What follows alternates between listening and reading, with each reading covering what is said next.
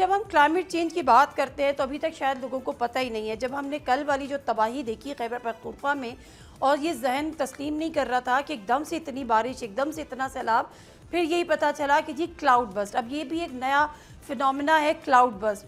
2 سالوں سے 3 سالوں سے کہیں کہیں سنا گیا، لیکن ابھی جو ہوا ایک پوری جو ایک ایپیسوڈ سیم پیٹرن ہر جگہ پہ، بنیر ہو گیا، باجوڑ ہو گیا، سوات ہو گیا، مانسہرہ ہو گیا، لوور دی یونس name it, cloud burst. What exactly this phenomena is sir? Cloud burst ہو یا ٹورنشل رینز ہو یا گلوف ہو یا فلیش فلڈس ہوں، یہ یا ریور بیسڈ فلڈز ہوں جن کا ہمیں زیادہ معلوم ہے، تو یہ 4-5 فلڈز کی مختلف قسم کی کیٹیگریز ہیں، اور ہر کسی کا بیسز مختلف ہے مگر رزلٹ ایک ہے.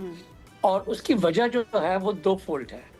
ایک جو کلائمیٹ چینج ہے، ایک یہ سائنس کا ایشو ہے کہ گلوبل ٹیمپریچر کتنا بڑھا، موسمیاتی تبدیلی کیا ہوئی، اور اس کے ساتھ کس قسم کے فینومینا کی چینجز ہوں گی جو اس قسم کے فلڈس کو کاز کرتی ہے. ایک یہ ہے. دوسرا کلائمیٹ چینج ایک ڈیولپمنٹ ایشو ہے کہ آپ نے کتنی تیاری کی ہے کہ یہ جو چینجز ہو رہی ہیں ان کے ساتھ آپ ایڈجسٹ کر سکیں. اگر میں آپ کو رول آف تھم کی بات کروں، ایک اصول کی، یہ بہت بڑا اس کا اسکیل ہے، ہر چیز کا شاید ہمارے پاس علاج نہ ہو، مگر ایک چیز جو بنیادی طور پہ سمجھنی ہے کہ بارش کبھی بہت زیادہ نہیں ہوتی.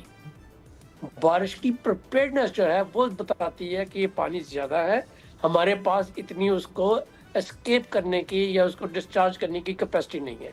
بعض چیزیں ایسی ہوتی ہیں جیسے آپ نے کلاؤڈ برسٹ کا ذکر کیا، ایک یہ سمجھیے کہ بیلون ہے پانی کا بھرا ہوا کلاؤڈ کی صورت میں، اس میں کسی نے نیڈل پھینکی تو پورا کا پورا ایک جگہ پہ آ کے چھوٹی سی جگہ پہ گر گیا. وہ پانی بہت زیادہ ہوتا ہے اور اس کا آپ کے پاس کوئی علاج نہیں ہوتا.